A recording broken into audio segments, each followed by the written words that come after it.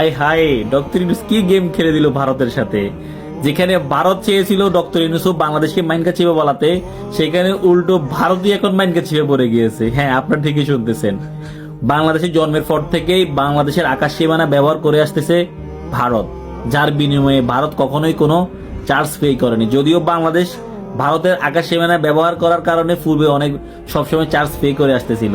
Doctor Yunus আসার পরেই বাংলাদেশের জন্য 730 কোটি টাকা দামের 2টি রাউডার ক্রয় করে, যেটি একটি স্থানান্তর করা হবে ঢাকা এয়ারপোর্টে, আরেকটি স্থানান্তর করা হবে চট্টগ্রাম এয়ারপোর্টে, এবং প্রত্যেকটা বিমান প্রতি ভারতকে পে করতে হবে $700 করে।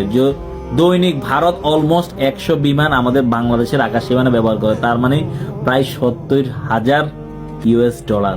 যদি আপনি বাংলা টাকায় কাউন্ট করতে যান, প্রায় 7 কোটি টাকা প্লাস।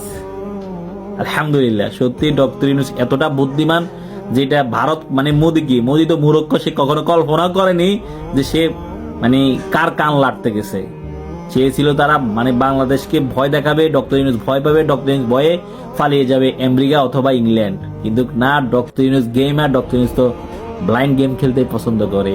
এই নিউজটা শোনার পরে আপনার কেমন লেগেছে আপনি কমেন্ট করতে ভুলবেন। আপনি যদি মনে প্রাণে একজন বাংলাদেশি হয়ে থাকেন, রক্তে মাংসে যদি আপনি বাংলাদেশকে ভালোবেসে থাকেন, আমি শতভাগ গ্যারান্টি দিয়ে বলতেছি আজকে ভিডিও দেখার পর আপনার মন কলিজা দুটো ঠান্ডা হয়ে গিয়েছে। কমেন্ট করতে ভুলবেন না। ভিডিওটি ভালো লাগলে শেয়ার করে দেবেন। এখন বাংলাদেশকে দিতে হবে আকাশপথ ব্যবহারের চার্জ। এখন থেকে বাংলাদেশের আকাশপথ ব্যবহার করতে হলে গুনতে হবে ডলার। হ্যাঁ দর্শক, ঠিকই শুনছেন, আমাদের দেশের আকাশপথ ব্যবহার করতে হলে এখন থেকে দিতে হবে চার্জ। আর সেজন্য 730 কোটি টাকা দিয়ে 2টি আধুনিক রাডার কেনা হয়েছে ফ্রান্স থেকে। এই রাডার বসানো হয়েছে শাহজালাল আন্তর্জাতিক বিমানবন্দরে, আরেকটি রাডার চট্টগ্রাম বিমানবন্দরে বসানোর কাজ চলছে। এখন থেকে ভারতের বিমান বাংলাদেশের আকাশ সীমা পাড়ি দিতে হলে চার্জ দিতে হবে, যা আগে কখনোই ভারত বাংলাদেশকে দিত না, বরং তারা উল্টো আকাশপথের চার্জ আমাদের কাছ থেকে নিয়ে যেত। তবে কিন্তু এখন থেকে তাদের প্রতি বিমান চলাচলে $700 করে চার্জ দিতে হবে বাংলাদেশকে।